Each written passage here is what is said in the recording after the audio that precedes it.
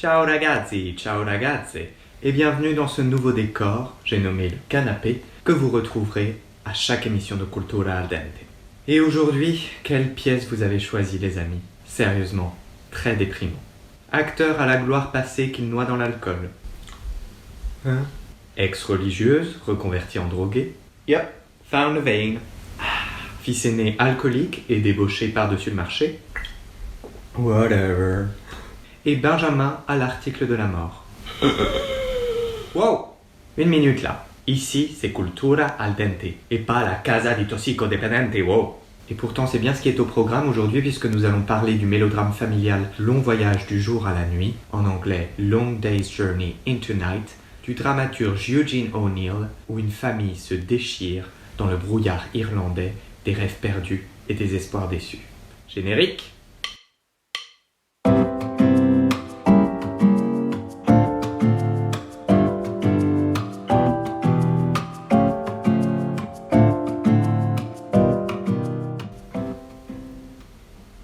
Aujourd'hui donc on va explorer tous ensemble cette pièce on ne peut plus culinaire puisqu'elle est réglée sur le temps des repas, soit un acte égale un repas.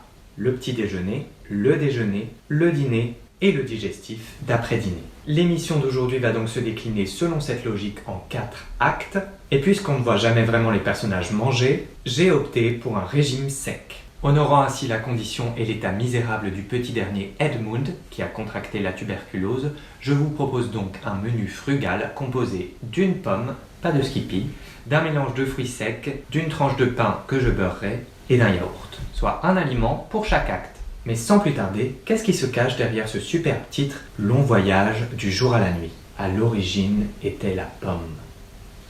Mélodrame familial, teinté d'une lueur religieuse fanée, la pièce de ce cher Eugene O'Neill est publiée en 1956 à titre posthume. En effet, la pièce étant en grande partie autobiographique, O'Neill demanda à titre personnel que la pièce ne soit révélée au public qu'après sa mort.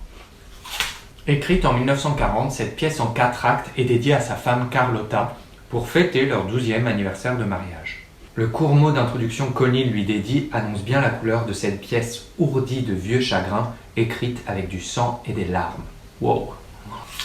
Si O'Neill y a puisé de sa propre expérience familiale, voire l'a complètement retranscrite, il a surtout réussi à dépeindre le tableau d'une famille universelle dans lequel tout le monde peut se retrouver. Mettant en scène les 4 membres de la famille Tyrone, ce long voyage présente 4 personnages aux prises avec leurs démons intérieurs, leurs luttes intestines, leurs chagrins personnels et leurs inaccomplissements. Durant presque 200 pages, ils se déchirent, s'aiment, s'enlacent, se frappent, alors qu'au dehors, un brouillard peu à peu commence à les envelopper dans la nuit noire de l'oubli. Dans ce long voyage, il n'y a aucun jugement de la part de l'auteur sur ses personnages, sur leurs faiblesses, sur leurs travers. O'Neill se contente de présenter une famille incapable de laisser le passé derrière elle et qui prend peu à peu l'allure d'un carnaval de fantômes. Wow! Touchdown! Une poignée de fruits secs pour faire passer tout ça. Pièce riche avec des tartines de dialogue et beaucoup de didascalie, O'Neill signe avec cette œuvre un chant du cygne personnel et troublant. Pas étonnant qu'il ait été un des rares dramaturges américains à gagner le prix Pulitzer. Plutôt doué le type. Mais avant d'explorer plus avant la pièce, c'est l'heure d'une petite page de pub pour vous présenter un produit fétiche de 3 des membres de la famille Tyrone, j'ai nommé l'Irish Whiskey. Et qui de mieux placé pour en parler que les Tyrone eux-mêmes? Envoyez le jingle. Hi, voilà un produit dont je ne me suis jamais lassé et qui m'a accompagné dans bien des tournées. Croyez-le ou non, il n'y a rien de tel que cet Irish Whiskey pour noyer les souvenirs et oublier le passé, ou le faire refluer. Je l'utilise pour mieux dormir et croyez-moi, rien n'a jamais aussi bien marché. Essayez, et en peu de temps vous verrez, vous vous mettrez à siffler comme un vieux rafio.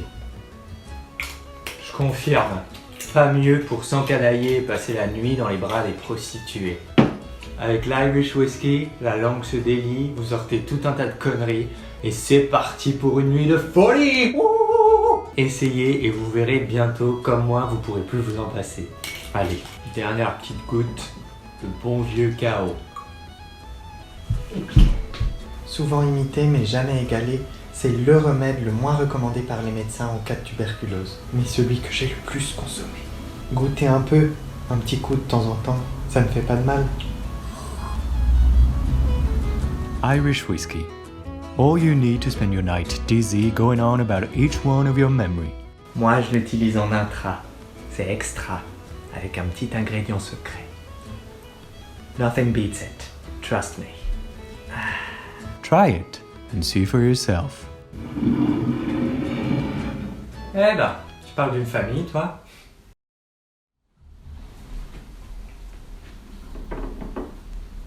Dans ce long voyage du jour à la nuit, il n'y a pas d'intrigue à proprement parler. Les personnages parlent, et ce sont les dialogues qui conduisent le fil de la pièce. Chacun y va de ses propres souvenirs et s'efface dans son propre monde, derrière un voile de brouillard qui grossit, jusqu'à occulter complètement la réalité.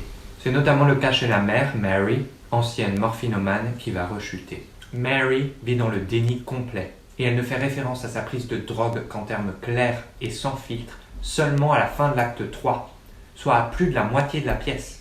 Mais Mary n'est pas un cas isolé et de façon générale, tous les personnages fuient plus ou moins la réalité. Ils se disent des vérités cruelles, puis les retirent aussi secs, reviennent à la charge, puis les effacent à nouveau, avec un ton d'excuse sincère.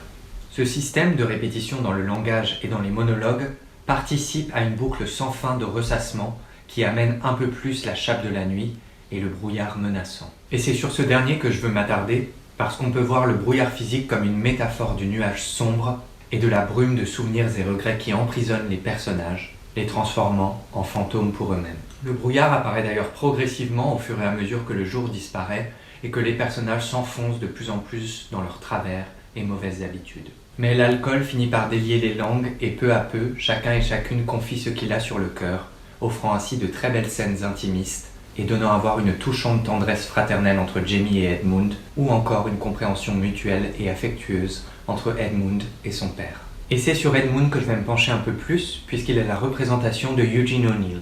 Pour la petite anecdote, Eugene O'Neill a vraiment souffert de tuberculose et est tombé en dépression nerveuse, expérience qui le forgea pour le reste de sa vie et de sa carrière à venir. O'Neill portait aussi à son père une admiration sans bornes, ce qui se ressent admirablement dans la pièce. Vous comprendrez donc pourquoi aujourd'hui le morceau choisi est un monologue d'Edmund, dans une scène tendre et amère à la fois, où il se confie à son père. Alors prenons notre petit remède miracle, notre jeu de cartes, et passons au salon, vous voulez bien ?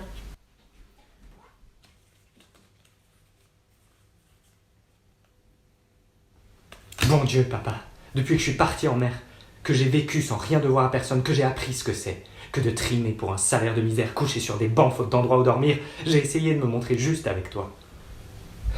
J'ai essayé d'être indulgent. Seigneur, on est bien obligé d'être indulgent dans cette maudite famille, si on veut pas devenir dingue. J'ai même essayé d'être indulgent avec moi-même, considérant l'histoire pourrie que j'avais à me trimballer. Mais bon Dieu, cette fois-là, c'est trop, papa.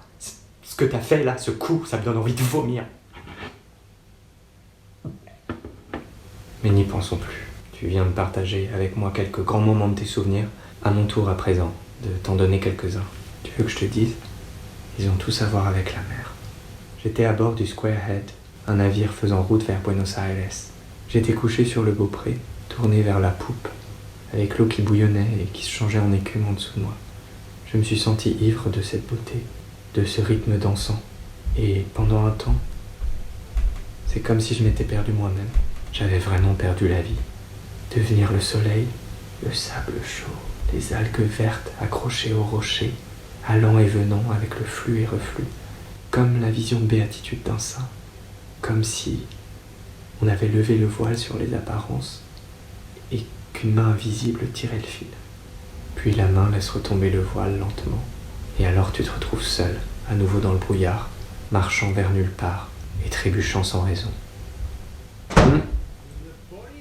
Voilà qui annonce le retour du frère absent. Il doit tenir une de ses cuites. Voilà les amis, un nouvel épisode de Cultura al dente dans la boîte. Si vous n'êtes toujours pas rassasié de mélodrame familial après ça, vous pouvez toujours vous tourner vers la lecture de la pièce Juste la fin du monde de Jean-Luc Lagarce. Et oui, avant d'être un film de Xavier Dolan, c'est une pièce où le langage et la langue sont constamment retravaillés, repris, répétés, et qui comporte son lot de petits drames jusqu'à ce que tout se boucle dans un silence total. Enjoy them, et n'oubliez pas, c'est vous qui choisissez le prochain épisode et n'ayez pas peur, si vous ne connaissez pas, fiez-vous à votre instinct. Allez, ciao les amis, et prenez soin de vous.